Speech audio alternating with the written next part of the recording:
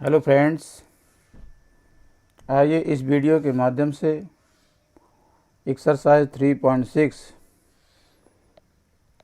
में दिए गए क्वेश्चंस को सॉल्व करना सीखें। Solve the following pairs of equations by reducing them to a pair of linear equations. This is a pair of equations which are not linear। ये linear क्यों नहीं है? क्योंकि यहाँ पर वेरिएबल जो ये 1/2 है, 1/2x, this can written like this। Similarly 1/3 y power -1 is equal to 2। इस पहले इक्वेशन को इस तरीके से लिखा जा सकता है। यहाँ पर वेरिएबल की जो पावर्स हैं वो नेगेटिव हो गई, इसकी वजह से ये लीनियर नहीं है। लीनियर होने के लिए पावर 1 होनी है, पॉजिटिव 1 से ज़्यादा नहीं होनी है। जितने भी वेरिएबल्स इन्वॉल्व हैं उनकी हाईएस्ट पावर 1 होनी चाहिए, जबकि यहाँ इन दोनों ही इक्वेशंस में वेरिएबल की पावर -1 है, इसलिए ये लीनियर नहीं है। तो सबसे पहले इन्हें रिड्यूस करेंगे लीनियर में और फिर इसके बाद उन्हें किसी भी अलजेब्रिक मेथड से सॉल्व करेंगे। यहाँ पर हम सब्स्टिट्यूशन करेंगे। Let 1/x is equal to p and 1/y is equal to q. Then our equations reduce to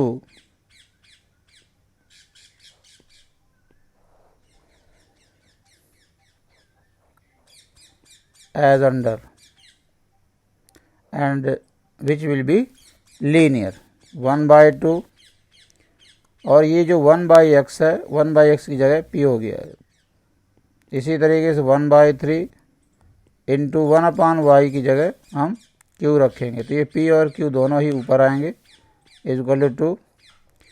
similarly in second equation 1/3 p plus 1/2 q is equal to 13/6।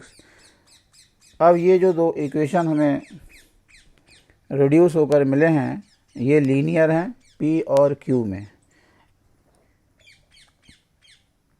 इस pair of linear equations को किसी भी algebraic method से solve किया जा सकता है।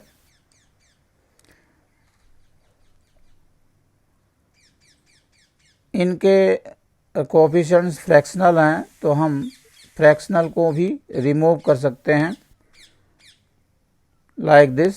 यहाँ पर 2 और 3 डिनोमिनेटर्स में है जिनका एलसीएम 6 हुआ, तो इस पूरे इक्वेशन को 6 से मल्टीप्लाई किया जा सकता है और 6 से मल्टीप्लाई करने पर यहाँ पर मल्टीप्लाइड बाय 6 और इसी तरीके से यहाँ मल्टीप्लाइड 6 करके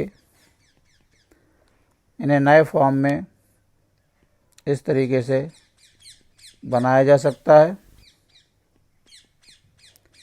और जब यहाँ 6 से मल्टीप्लाई होगा तो 2p plus 3q is equal to 30। ये हमारे दो इक्वेशन मिल गए। अब एलिमिनेशन मेथड से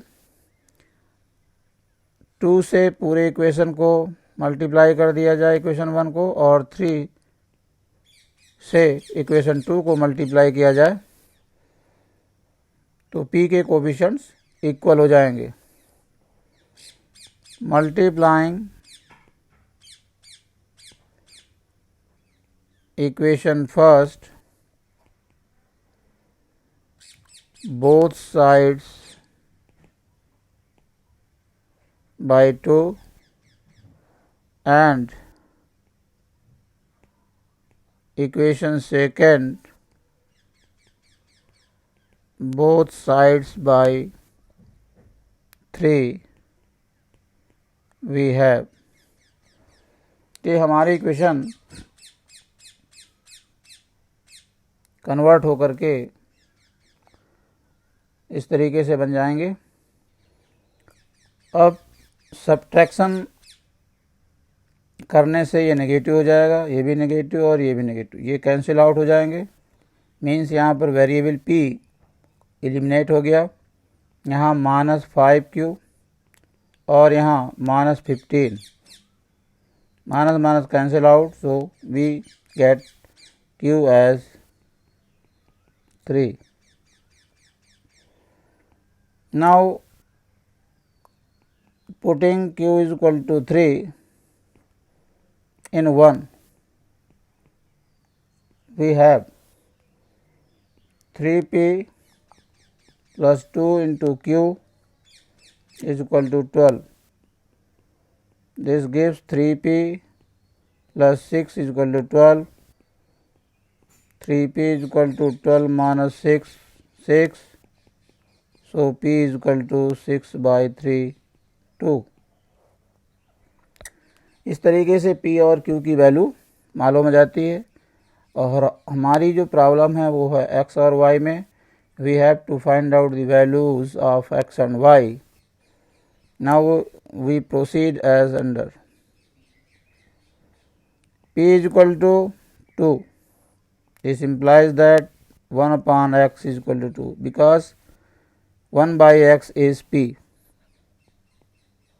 Similarly, q is equal to 3. This implies that 1 upon y is 3. इसका रेसिप्रोकल किया जाए तो x हो गया, इसका रेसिप्रोकल किया जाए 1/2 हो गया। इसी तरीके से यहाँ पर भी रेसिप्रोकल करने से finally x is equal to 1/2 और y is equal to 1/3 answer मिलता है। This is the final answer. Second part में दिया हुआ pair of equations 2/√x plus 3/√y is equal to 2 और 4/√x minus 9/√y is equal to -1 है। इसे हम इस तरीके से भी लिख सकते हैं। अब 1/√x जो दोनों जगह है उसे p मान सकते हैं और इसी तरीके से 1/√y को q माना जा सकता है। तो ये इक्वेशन जो कि लीनियर नहीं है, लीनियर में चेंज हो जाएंगे। अब इस पेयर को सॉल्व करने के लिए अगर हम इक्वेशन इस 1 को बोथ साइड्स 2 से मल्टीप्लाई कर दिया जाए और इसके बाद फिर दोनों ही इक्वेशंस को सब्ट्रैक्ट कर दें तो p एलिमिनेट हो जाएगा और इस तरीके से q की वैल्यू 1/3 प्राप्त हो जाती है। अब q के इस वैल्यू को हम किसी भी इक्वेशन में रख करके p की वैल्यू निकालेंगे। q की वैल्यू इक्वेशन 1 में रखने से p की वैल्यू 1/2 प्राप्त हो जाती है। नाउ x और y की वैल्यू, क्योंकि हमारी प्रॉब्लम x और y में है, x और y की वैल्यू निकालने के लिए now p is equal to half and q is equal to 1/3 implies that 1/√x this is 1/2 और 1/√y जो हमने q सपोज किया था,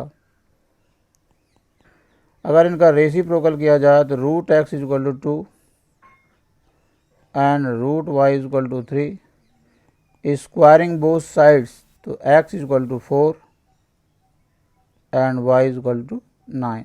finally we get x is equal to 4 and y is equal to 9 as the solution for this pair of equations. इस video में बस इतना ही। मिलते हैं अगले वीडियो में अगले पार्ट्स के साथ। धन्यवाद।